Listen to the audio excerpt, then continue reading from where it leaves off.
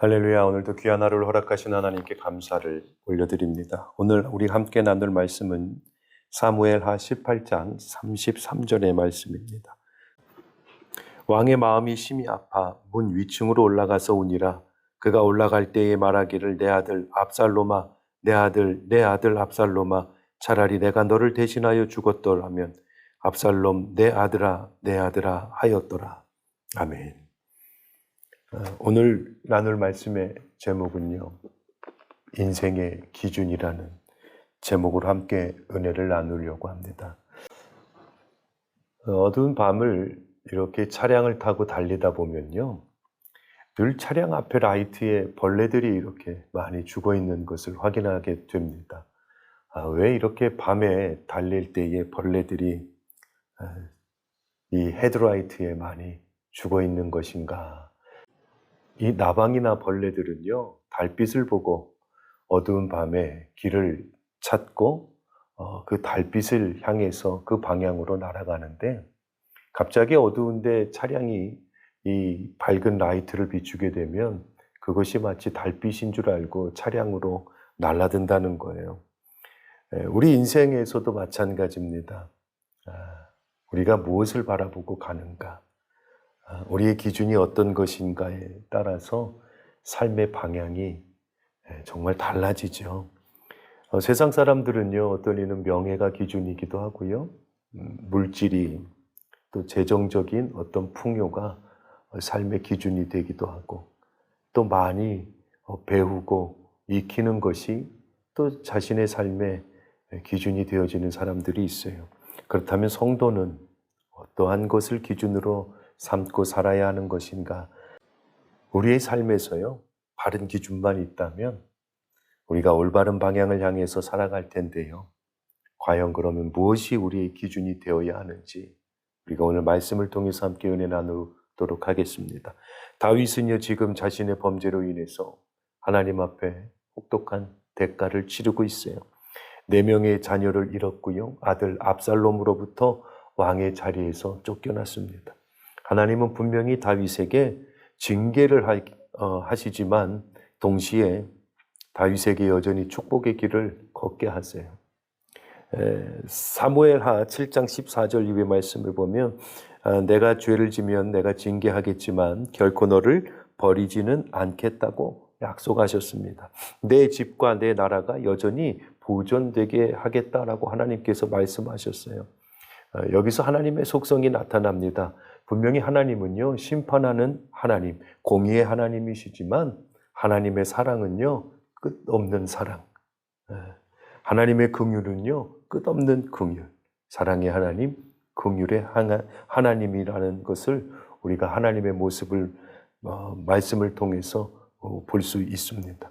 우리는 나는 하나님의 사람인데 간혹 나에게 왜 하나님이 이러한 실패와 고난을 주십니까? 라고 종종 질문할 때가 있어요.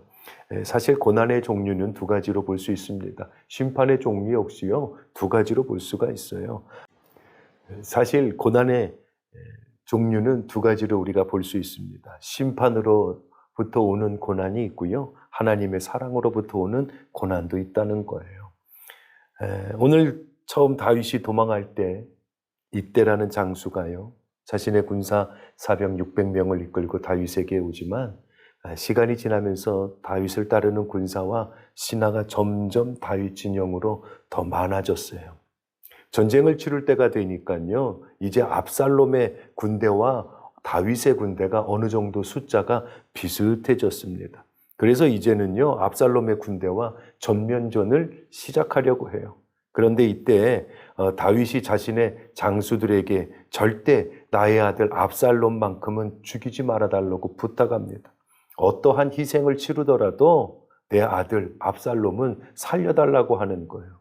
그리고 에브라임이라는 숲 지역에서 전쟁을 시작하는데 다윗 역시도요, 전투의 경험이 많았기에 이 숲속에서 하는 전투를 어떻게 해야 하는지를 너무나 잘 알고 있었어요.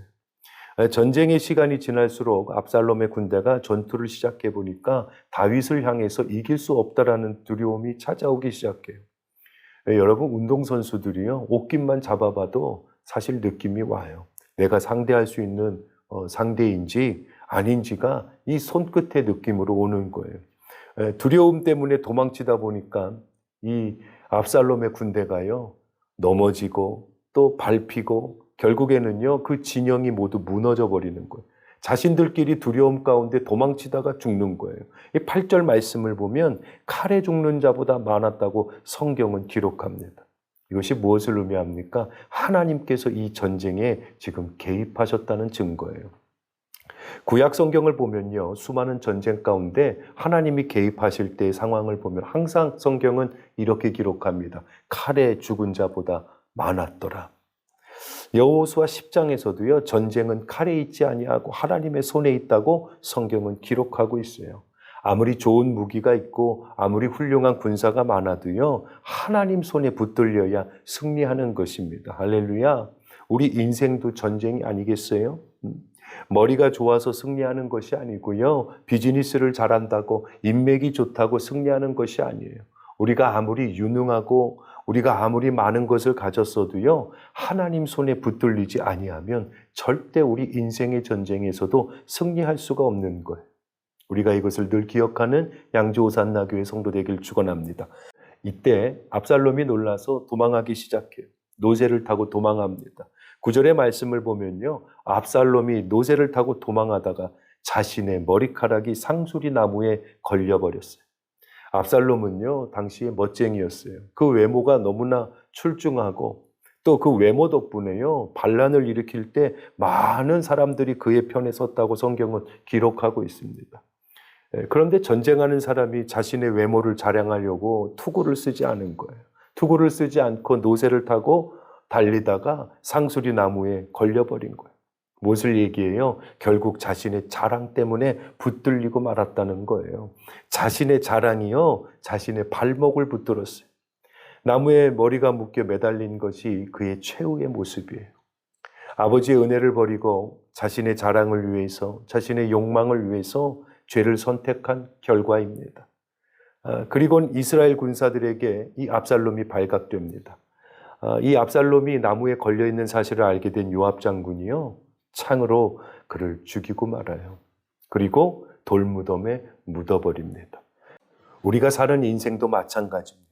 지금 당장은 나의 자랑으로 내가 이 세상을 이길 것 같고 앞서 나갈 것 같지만 하나님이 함께하지 아니하시면 오늘 이 압살롬의 돌무덤같이 되어버리는 거예요.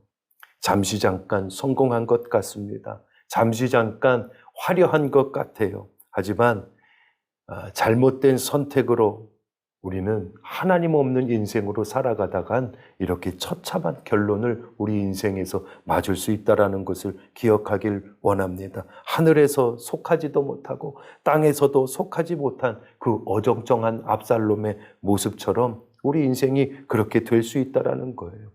인생에 있어서 중요한 건 목적지입니다. 아무리 내가 지금 잘하고 있어도 나의 목적지가 잘못되었다면 소용이 없는 거예요. 내가 아무리 성공을 향해 달려가고 있다고 해도요, 그 목적이, 방향이, 삶의 기준이 잘못되었다면 결국 모두로부터 버림받게 된다는 것을 우리가 오늘도 기억하고 하나님 손에 붙들림 바 되어서 귀한 승리를 이끌어내는 하루가 되어지길 주님의 이름으로 축원합니다.